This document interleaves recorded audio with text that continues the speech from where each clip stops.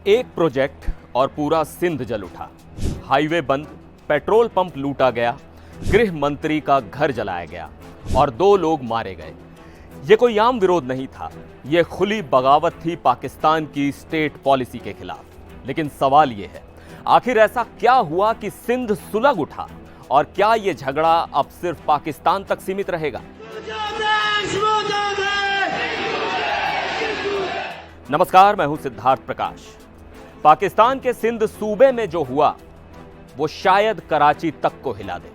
बात शुरू हुई थी सिर्फ एक नहर और कॉरपोरेट फार्मिंग प्रोजेक्ट पर विरोध से, लेकिन खत्म हुई आगजनी, लूटपाट और मौत के साथ। गृह राज्य मंत्री का घर फूंक दिया गया, हाईवे ब्लॉक हो गया, पुलिस से टकराव हुआ और अब इस बवाल के धुएं ने पूरे पाकिस्तान की सियासत को घेर लिया है।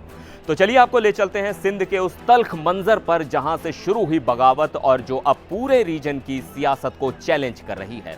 ये तस्वीरें हैं मोरो तालुका की। यहां गुस्साए प्रदर्शनकारियों ने सिंध के होम मिनिस्टर जियाउल हसन लांजार का घर घेर लिया, कमरे जलाए, फर्नीचर फूंका, यहां तक कि एसी के पार्ट्स तक छत से नीचे फेंक दिए। और जब हालात काबू से बाहर होने लगे तो गृह मंत्री की प्राइवेट सिक्योरिटी को गोलियां हवा में चलानी पड़ी ताकि भीड़ को तितर बितर किया जा सके। धुएं के गुबार दूर दूर तक दिख रहे थे, जैसे कोई जंग का मैदान हो। असल माजरा है सिंध में बनाए जा रहे 6 नए नहर और कॉरपोरेट फार्मिंग प्रोजेक्ट्स का।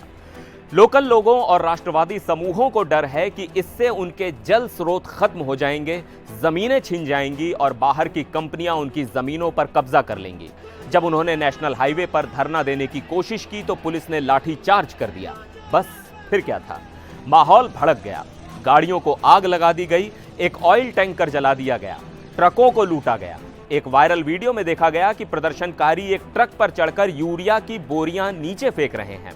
कुछ लोग मोटरसाइकिल पर लूट का सामान ले जाते दिखे और इसी हिंसा में 2 प्रदर्शनकारी पुलिस की फायरिंग में मारे गए, वहीं 3 पुलिसकर्मी भी घायल हुए। अब आप सोचिए, एक घायल अफसर जब सरकारी अस्पताल पहुंचा तो वहां से उसे धक्का मारकर बाहर निकाल दिया गया। मतलब कोई भी किसी की नहीं सुन रहा। प्रदर्शनकारी डंडों के साथ पेट्रोल पंप में घुसे, ऑफिस से कैश लेकर चले गए, पुलिस पर लाठियों से हमला किया गया और बदले में पुलिस ने आंसू गैस और हवाई फायरिंग की। इस झड़प ने सिंध को 2 हिस्सों में बांट दिया।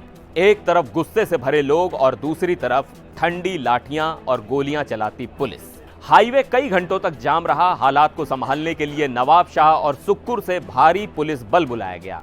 लेकिन इस सब के पीछे एक बहुत बड़ी कहानी छिपी है। सिर्फ नहर नहीं, पानी की जंग शुरू हो चुकी है। अब सवाल यह है, आखिर लोग इतने गुस्से में क्यों हैं? चलिए इसकी जड़ तक जाते हैं।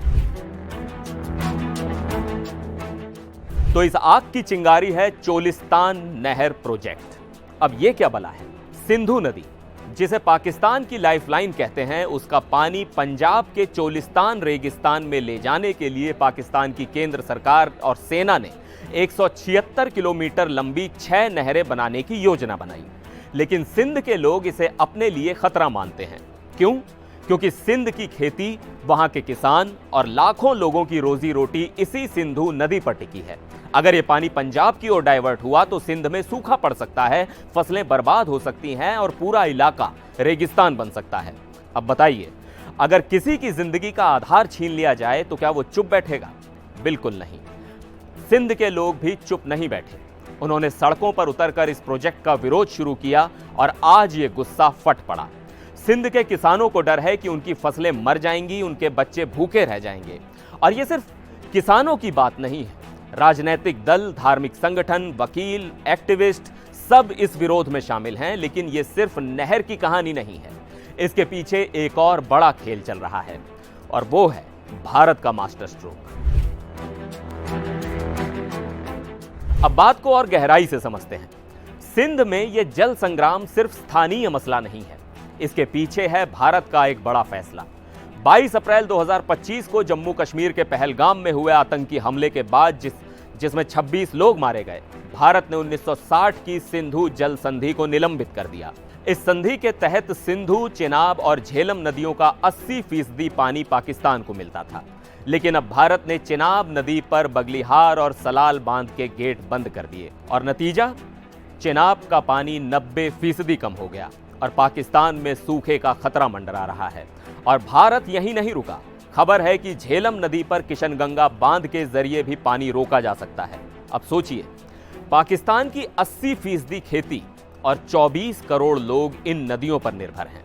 पानी रुका तो हाहाकार मचना तय है और यही हाहाकार सिंध की सड़कों पर दिख रहा है। अब वापस आते हैं आज की घटना पर। चोलिस्तान नहर प्रोजेक्ट के खिलाफ सिंध में महीनों से प्रदर्शन चल रहे थे।